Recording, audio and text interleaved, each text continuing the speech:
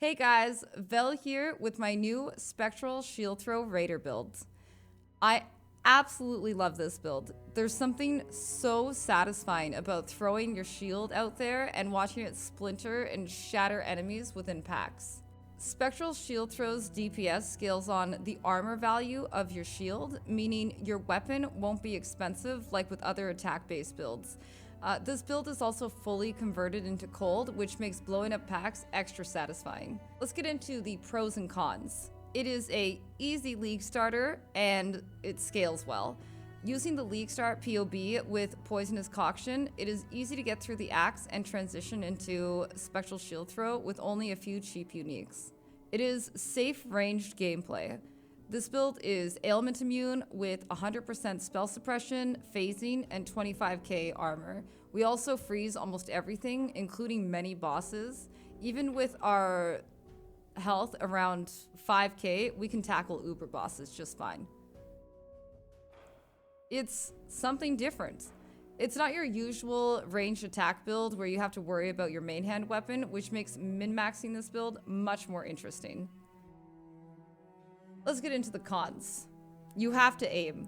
I know this sounds like a really stupid con, but I'm telling you, aiming is a con. There's the amount of times like I've not paid attention and was just throwing a shield into a wall, like whoops, you know, it happens. Okay, so it is something you gotta aim. The transition is required for this build. Although the swap from Poisonous Coction to Spectral Shield Throw is cheap and easy, it's an extra step that might turn people off. I will do my best to streamline this process though. You can progress into endgame without them, but to clear all content, you will require an Ashes of the Stars and a crafted helmet. This build goes into Raider, so let's go over what ascends you're gonna get first. In normal lab, we go Way of the Poacher. This is easy damage and frenzy generation, even on bosses. For our cruel lab, we're gonna wanna go Quartz Infusion. This is defense and great quality of life. This is also perma-phasing, so no need for that phasing flask. For Merciless lab, we go Avatar of the Veil. This gives us our 50% avoidance, which is a massive defense boost, and the minus 20 resistance will really pop off when we get the full cold conversion. And for Uber Lab, Avatar of the Slaughter with 6 frenzies, this node overtakes Rapid Assault. The gearing of this build is a little funky. Using the armor from the shield to scale its damage is one of our most important items. Our best in slot shield is Emperor's Vigilance. It gives us crazy high armor and ES, and you don't need to worry about the rolls at all, but if you're looking to min-max it, you can always go with the highest armor roll you can find. Seething Fury. I wanted to mention this jewel next because it's the reason we want the ES from the Emperor's Vigilance. We get critical strike chance and critical strike multi based on how much ES our shield has.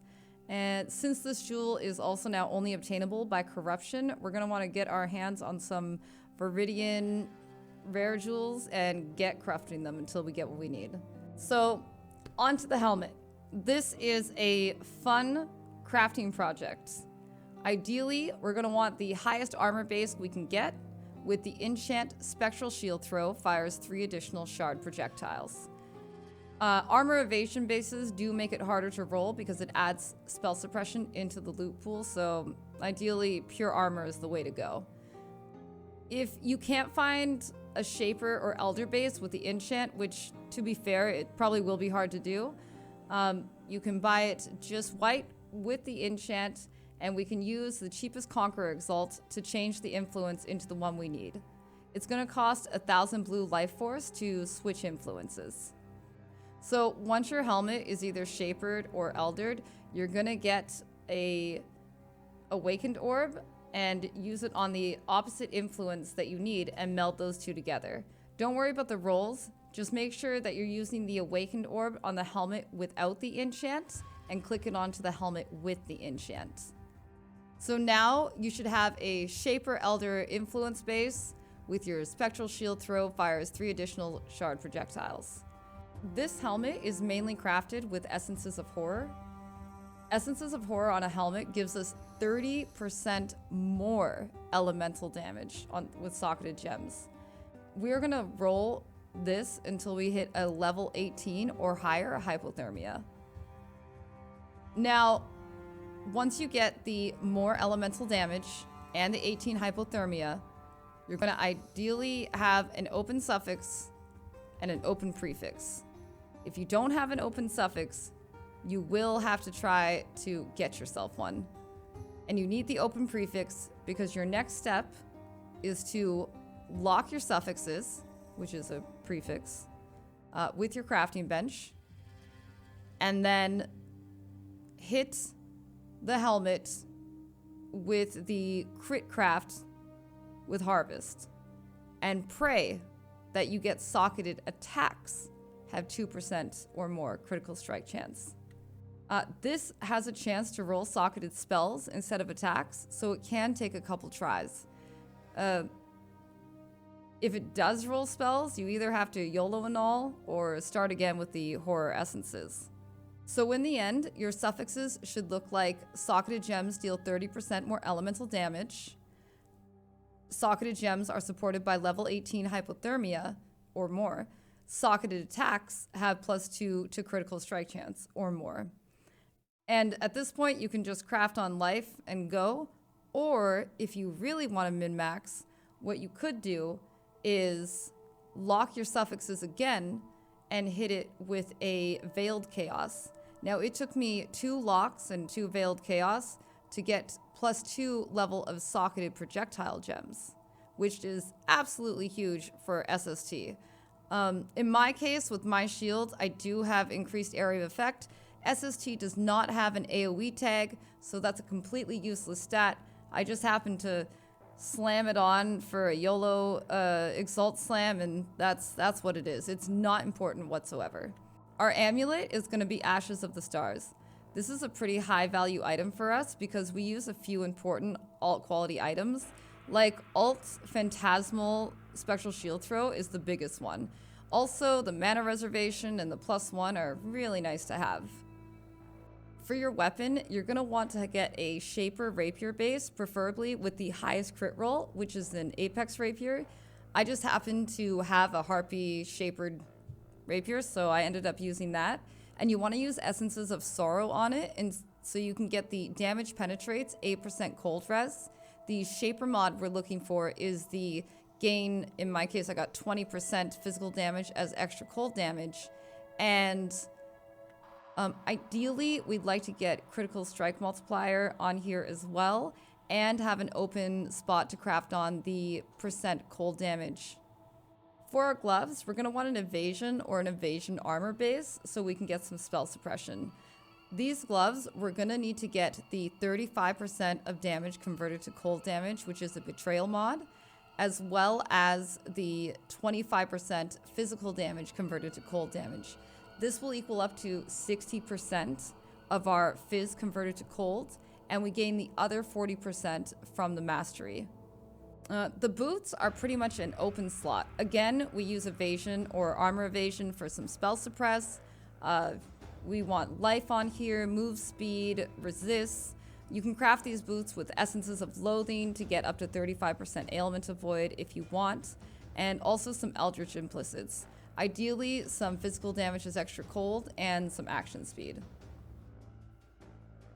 The chest is actually really nice for us because we only really want life and spell suppress and resist and the avoid ailment craft.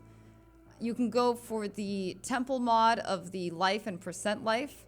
As you see here, my chest piece, I have 9 lightning resist, which is totally fine, and a very low amount of spell suppress, which again is no issue whatsoever. And this is a great place to pick up some extra damage with your Hatred has extra aura effect and your critical strike multiplier for attack skills for the implicits. For the rings, we want life, res, strength int, and minus mana cost. So I like to split the int and the strength between the 2 rings, just giving you a little more leeway on your resists. And yeah, whatever life you can get. Also, just gonna say, amethyst rings, they're pretty nice to have. You definitely can make 1 or 2 of them fit in the build if you want. So for the belt, I go for a Hunter Stygian belt because not only do I get life and % life, but if you have an open prefix, you can lock your prefixes and hit the belt with the Harvest Crit Craft and gain a flash charge when you deal a critical strike. And this build is always critting, so the quality of life on that is so nice. You also want to get yourself some res here and possibly some strength if you can get it. For our jewels, we want a large cluster jewel with the passives Battle Hardened, Furious Assault, and Iron Breaker. Our medium cluster, we want a 4 or 5 passive crit cluster with Basics of Pain and Pressure Points. For our Watcher's Eye, Hatred Penetration, and whatever secondary you prefer. I end up going with the Spell Suppress while affected by Grace. You might want to go with the -10 while affected by Clarity if you need it, now that Replica Conqueror Efficiency is no longer in the game. Brutal Restraint. Only the number of the jewel is important here. These jewels can have a ton of useful mods like Onslaught on Kill, Critical Strike Chance, Chance to Avoid Stun, Projectile Damage, Fizz is extra cold, Cold Res, like Movement Speed. I can go on and on. You can search for good jewels by using a tool built into PoB.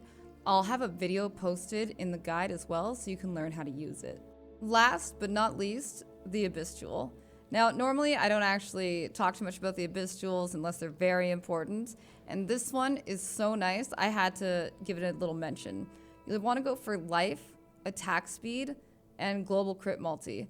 There's also this nice attack speed node where you get 6 to 8% attack speed if you've dealt a crit recently, and that is perfect for us. I hope you guys enjoyed this build video. If you've made it all the way to the end, consider subscribing. Let me know how you feel about it, if you're gonna play it. I can tell you this is one of my 2 Leaguestart picks. I absolutely love this build. I cannot rave about it enough. Let me know if you played SST before, just leave comments. I enjoy reading them. And I hope to see you all next time.